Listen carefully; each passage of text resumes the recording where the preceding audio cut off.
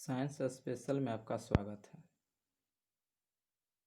NCERT class 8 का science का second chapter है, जिसके बारे में हम लोग अध्ययन करेंगे। आपने थंबनेल में देखा होगा कि हमने सिर्फ की पॉइंट ही लिखा था, तो इसका मतलब है इस पूरे सूक्ष्मजीव, मित्र एवं शत्रु का उसका जो निचोड़ है, हमने उन्हीं को सिर्फ नोट किया है। पूरी किताब पढ़ने की आवश्यकता नहीं है, आप इसे ही पढ़ लीजिएगा, यही काफ़ी है। तो देर नहीं करते हुए पहले पॉइंट की ओर चलते हैं हम। ऐसे जीव जिन्हें हम नंगी आंखों से नहीं देख सकते हैं, जिन्हें देखने के लिए हमें यंत्र की सहायता लेना पड़ता है, सूक्ष्म जीव कहलाता है। जैसे छोटे छोटे जीव होते हैं जो हम अपने खुली आंखों से नहीं देख सकते हैं, उसके लिए हमें सूक्ष्मदर्शी की आवश्यकता पड़ती है। वो छोटे छोटे जो जीव होते हैं उन्हीं को हम लोग सूक्ष्म जीव कहते हैं। चलिए अगले पॉइंट की ओर चलते हैं। अगला पॉइंट है, सूक्ष्म जीव को मुख्यतः 4 भागों में बांटा गया है। पहला भाग है जीवाणु, दूसरा भाग कवक, तीसरा भाग है प्रोटोजोआ और चौथा भाग है शैवाल। इन्हीं 4 भागों में बांटा गया है। इनका हम लोग चारों पार्ट का अध्ययन करेंगे। चलिए अगले पॉइंट की ओर चलते हैं। अगला पॉइंट है, विषाणु भी सूक्ष्म जीव होते हैं, ठीक है, परंतु अन्य जीवों से भिन्न होते हैं क्योंकि यह परपोषी होते हैं। परपोषी का मतलब ये हुआ कि अपना भोजन ये स्वयं नहीं बनाता है, ये दूसरे पर आश्रित रहता है, ठीक है, क्योंकि ये परपोषी होते हैं। और शरीर के बाहर निर्जीव प्राणी, यानी शरीर के जो बाहर वो निर्जीव मतलब उसमें कोई जान नहीं होता है, अर्थात शरीर के बाहर यह निष्क्रिय होते हैं, परंतु शरीर में प्रवेश करते ही सक्रिय हो जाते हैं, यानी एक्टिव हो जाते हैं।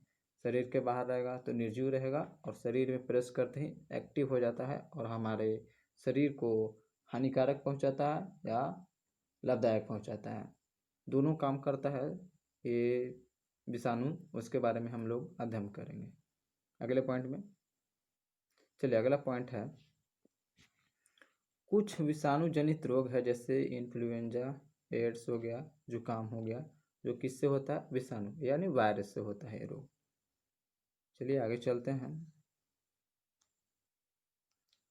वैसे जीव जो हमारे शरीर के लिए लाभदायक होते हैं और आप कीजिएगा यहाँ पे, जिनका उपयोग हम विभिन्न कार्यों में करते हैं, वे सूक्ष्म जीव हैं, मित्रित्व जीव या मित्रित सूक्ष्म जीव कहलाते हैं। यानी वो हमारे लिए जो सूक्ष्म जीव है, जो लाभदायक है, जो हमारे लिए क्या है, मित्र के समान है, हमारा दोस्त है, उससे हमें लाभ होता है, ठीक है।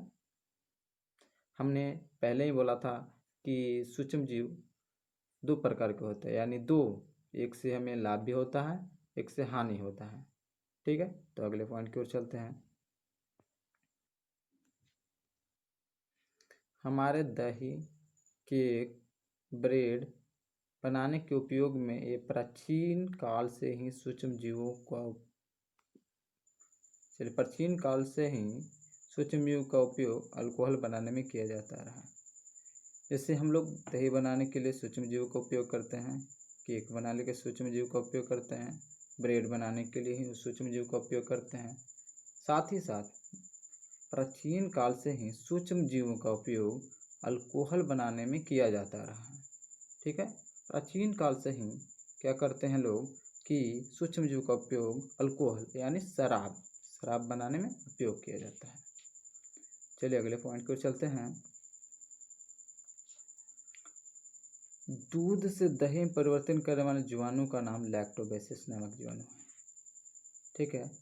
ये पॉइंट ध्यान से आप लोग नोट कर लीजिएगा या याद कर लीजिएगा, क्योंकि वैसा ही क्वेश्चन होगा, वैसा ही एग्जाम होगा जिसमें ये क्वेश्चन नहीं पूछता है कि दूध से दही में परिवर्तन करने वाले जीवाणु का क्या नाम है, लैक्टोबैसिलस जीवाणु। चलिए अगले पॉइंट की ओर। ईस्ट श्वसन के दौरान कार्बन डाइऑक्साइड गैस मुक्त करता है। चलिए ये भी मुख्य क्वेश्चन है कि ईस्ट है जो श्वसन के दौरान कौन सा गैस मुक्त करता है, तो carbon dioxide, CO2, carbon dioxide. चलिए आगे चलते हैं। किण्वन एक प्रक्रिया है जिसमें फलों के रसों का उपयोग शराब या अल्कोहल बनाने में किया जाता है। ठीक है, इसमें ईस्ट शर्करा को निम्नीकरण करके अल्कोहल में बदल देता है। जो किण्वन एक प्रोसेस है जो क्या किया जाता है, ईस्ट के माध्यम से जो फलों का रस होता है उसको, रस यानी शर्करा या उसमें चीनी का मात्रा होता है, उसको किस में बदल देता है, अल्कोहल। इस प्रोसेस को हम क्या कहते हैं, किण्वन कहते हैं। चलिए आगे चलते हैं। अगला पॉइंट है, ऐसे औषधि जो जीवाणु को वृद्धि को रोक देता हो या समूल नष्ट कर देता हो, ऐसे औषधि को एंटीबायोटिक कहा जाता है। ठीक है, कहने का मतलब है कि जो औषधि मतलब दवा क्या करता है कि कोई भी रोग हुआ हो उसको या तो रोक देगा या फिर समूल नाश कर देगा, उसे हम लोग क्या कहते हैं, एंटीबायोटिक कहते हैं। जैसे हो गया, एंटीबायोटिक का एग्जांपल है पेनिसिलिन, एस्ट्रोमाइसिन, टेट्रासाइक्लिन, इरिथ्रोसाइक्लिन इत्यादि ढेर सारे आजकल एंटीबायोटिक दवा बन गए हैं। ठीक है, इसी में एक पॉइंट है, जो पेनिसिलिन है जो एंटीबायोटिक है, ये भी क्वेश्चन पूछते रहता है। पेनिसिलिन एंटीबायोटिक है जो जिसका खोज अलेक्जेंडर फ्लेमिंग ने सन 1929 में किया था, ये भी मुख्य क्वेश्चन है। चलिए हम लोग आगे अध्ययन करते हैं अगले पॉइंट की ओर। चलिए आगे चलते हैं।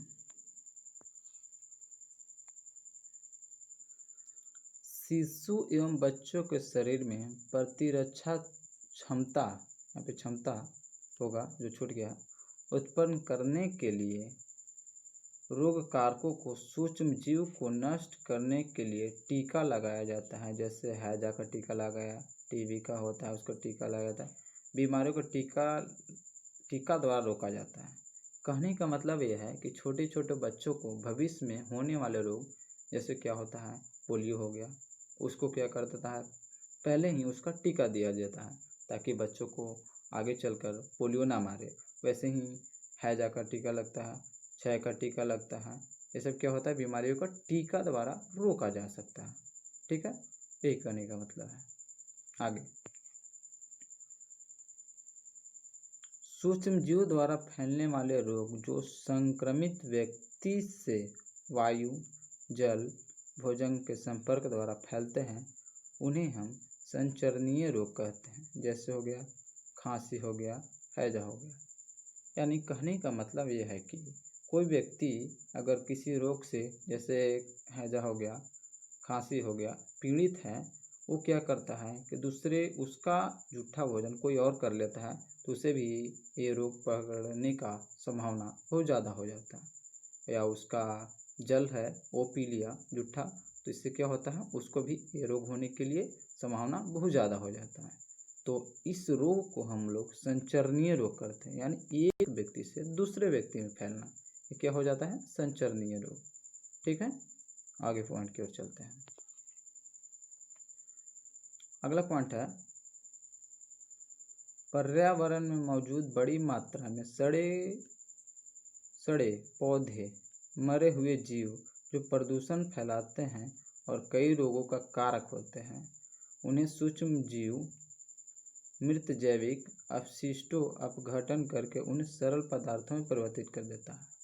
कहने का मतलब यह है कि पर्यावरण में या हमारे आस पड़ोस क्या होता है कि पेड़ पौधे गिर जाते हैं या सड़ जाते हैं तो उससे दुर्गंध आने लगता है, या फिर कोई जीव मर जाता है उससे दुर्गंध आने लगता है। तो क्या होता है कि इससे कई प्रकार के रोग फैलने का डर रहता है, लेकिन आप देखे होंगे कि बहुत दिनों बाद वो जीव था वहाँ से गायब हो गया। तो क्या होता है, छोटे छोटे सूक्ष्म जीव होते हैं, उसे जैविक प्रक्रिया द्वारा अपघटन करके उसको सरल पदार्थ में बदल देते हैं या मिट्टी रूप में बदल देते हैं। ठीक है। ये भी हमारा एक क्या होता है, सूक्ष्म जीव से हम लोग लाभ होता है, हमें लाभ होता है। ठीक है, आगे चलते हैं अगले पॉइंट की ओर। यह पदार्थ पुनः अन्य पौधे एवं जंतुओं से दुर्गंध युक्त पदार्थ सूक्ष्म द्वारा उपयोग किए जाते हैं। ठीक है, जो क्या हुआ, जो अपघटन छोटे छोटे सूक्ष्म किए, वो क्या करते हैं अपने लिए, वो क्या करते हैं अपघटन करके उससे उपयोग में कर लेते हैं। ठीक है, आगे चलते हैं। ये पॉइंट तो आप लोग सभी जानते होंगे, वायुमंडल में 78% क्या है, नाइट्रोजन है, और लगभग 21% CO2 है। ठीक है, और माफ़ कीजिएगा CO2 नहीं होगा यहाँ पे ऑक्सीजन, लगभग 21% ऑक्सीजन हो जाएगा, और कार्बन डाइऑक्साइड यानी CO2 आपका हो जाएगा 0.03% CO2 हो जाएगा, यानी कार्बन डाइऑक्साइड हो जाएगा। ठीक है, अगले पॉइंट की ओर चलते हैं। देखिए यहाँ पे है संचरणीय रोग। संचरणीय रोग आप समझ सकते हैं कि जो एक व्यक्ति से दूसरे व्यक्ति में फैलता था उसे संचरणीय रोग कहते थे। इसका मुख्य कारक जिसके द्वारा यह फैलाया जाता है, घरेलू मक्खी।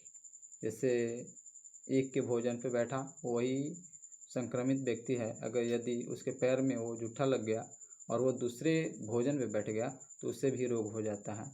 इसका मुख्य कारण घरेलू मक्खी होते हैं। ठीक है, अगला पॉइंट है मलेरिया रोग का वाहक मादा एनाफिलीज मच्छर होता है। ठीक है, मलेरिया रोग है जो मादा एनाफिलीज मच्छर द्वारा फैलाया जाता है या फैलाता है। ठीक, अगले पॉइंट की ओर चलते हैं।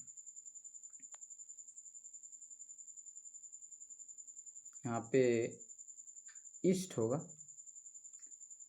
ईस्ट कोशिकाओं में वृद्धि के कारण ब्रेड या इडली फूले हुए होते हैं। देखते हैं कि जो ब्रेड होता है बहुत ही मुलायम और बहुत फूला हुआ होता है, या इडली उसी प्रकार होता है। उसका मुख्य कारण होता है कि उसमें क्या होता है, ईस्ट होता है।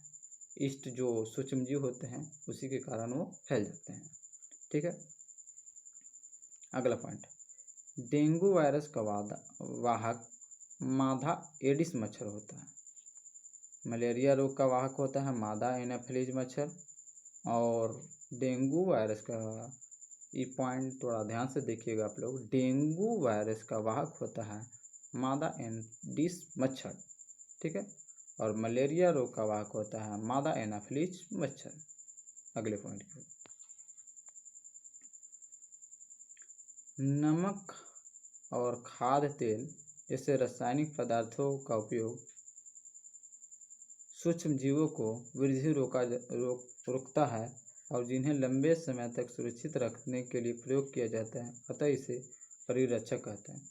कहने का मतलब ये है कि हम नमक और तेल का उपयोग करके कोई भी वस्तु को हम लंबे समय तक सुरक्षित रखते हैं। एग्जाम्पल के रूप में आप ले लीजिए अचार। अचार को क्या किया जाता है कि नमक और तेल का मिश्रण करके उसे लंबे समय तक सुरक्षित रखा जाता है।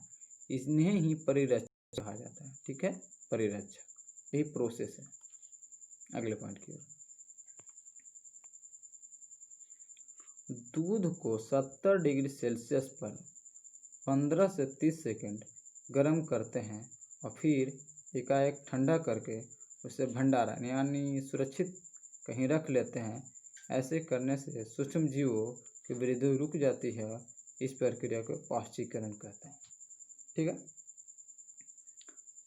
कहने का मतलब ये है कि दूध को हम 70 डिग्री सेल्सियस पर गर्म किए और 15 से 30 सेकंड तक गर्म किए, उसके बाद एकाएक उसको ठंडा कर लिए, फ्रिज में रख दीजिए या फिर कुछ ऐसा आपके पास उपलब्ध है उसे एकाएक ठंडा कर लीजिए। ऐसे करने पे क्या होता है कि सूक्ष्म जीव की वृद्धि रुक जाता है। इस प्रक्रिया को ही पाश्चीकरण कहते हैं। आगे ये हमारा लास्ट पॉइंट होगा, ऐसे औषधि जो बीमारी पैदा करने वाले शिशु जीवों को नष्ट कर देता है या उनकी वृद्धि रोक देता है, उसे हम प्रतिजैविक या एंटीबायोटिक कहते हैं।